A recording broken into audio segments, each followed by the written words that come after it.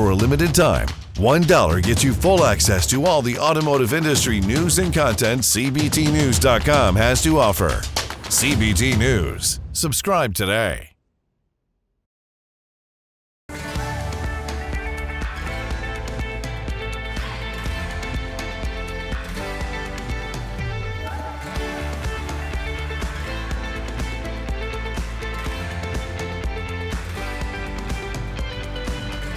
Welcome to CBT News with Bridget Fitzpatrick. Good morning, everyone. Welcome back to CBT News. I'm Bridget Fitzpatrick. Thank you so much for joining us today. Here's Zach Zigo with today's top stories. Thanks, Bridget.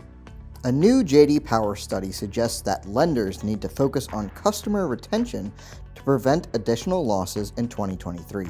According to Patrick Rosenberg, Director of Automotive Finance Intelligence at J.D. Power, quote, lenders need to take actions that create and maintain brand loyalty, end quote. Rosenberg goes on to recommend that lenders time their outreach 6 to 9 months before the lease ends. Ford Credit continues to be the highest ranked lease program in the U.S., followed closely by Toyota.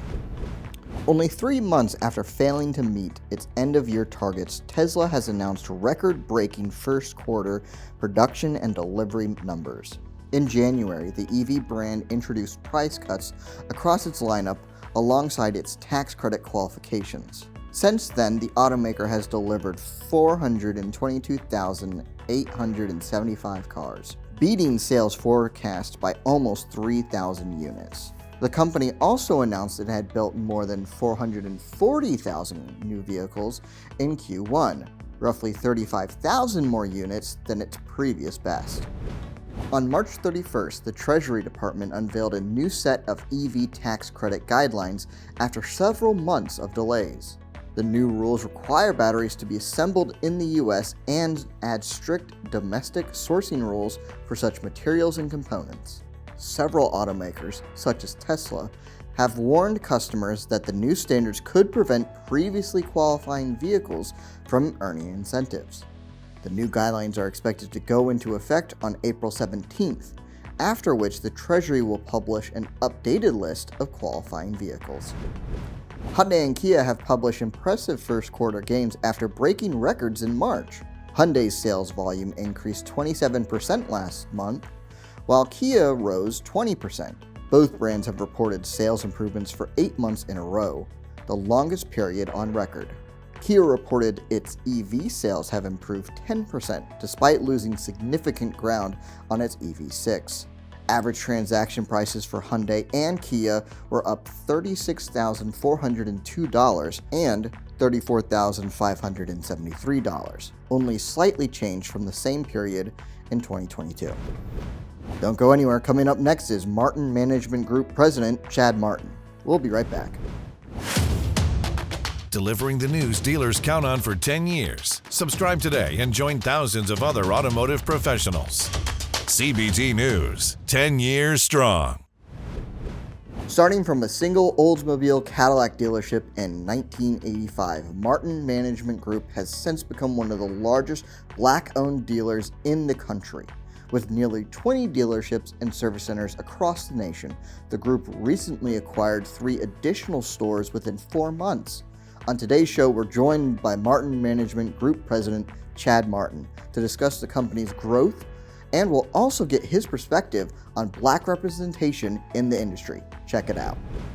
So first and foremost, congratulations on the new acquisition. That is fantastic. It brings your dealership count. I think you mentioned about 18 or 20 stores now, right?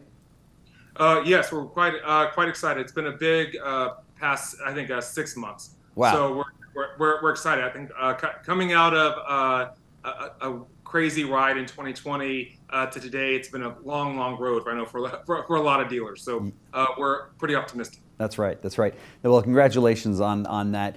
Since 2020, early 2020, with COVID hitting, dealers have been doing very well, as you know. Low expenses, no floor plan to really speak of, and some marketing costs that you're able to save because of the shortage of vehicles. Huge gross profits, as we've seen. Has that been pretty much what you've seen over the last 3 years? And how do you see that changing today?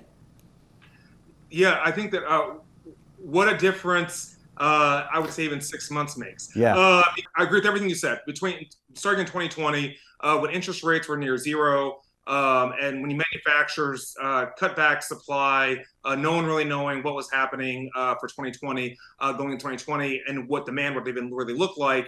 It was kind of a perfect storm of, I guess, a perfect storm of new issues that people didn't know how to. I remember back in March of 2020, getting my team together right as they were starting to announce some school closures and saying, hey, here's what our plan looks like. Here's what we're going to do. Getting feedback from my executive team, about how to curtail spending, hiring freezes, all those types of things, not really knowing what the next, 2 weeks would bring, let alone the next 2.5 years.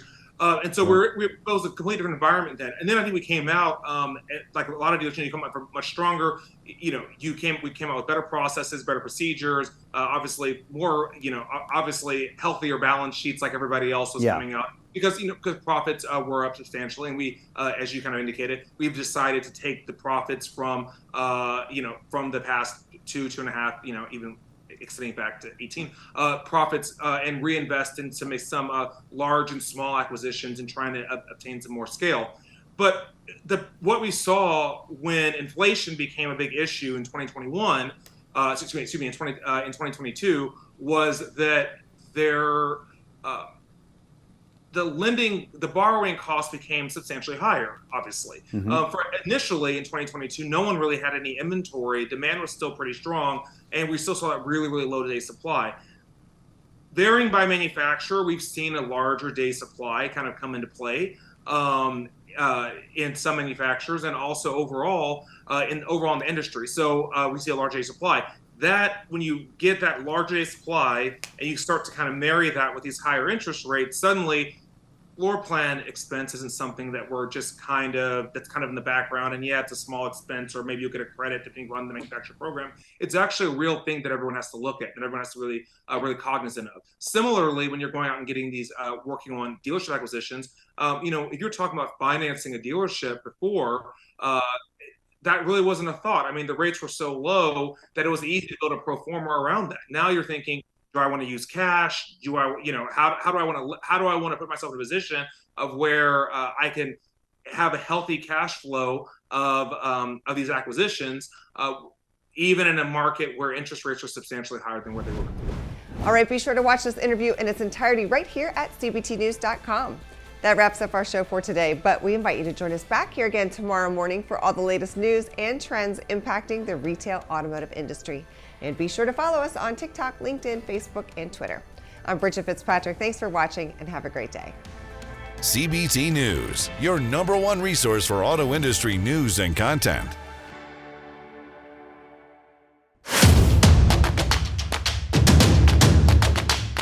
Join the #1 most watched newscast in the automotive industry. CBT News. Subscribe today.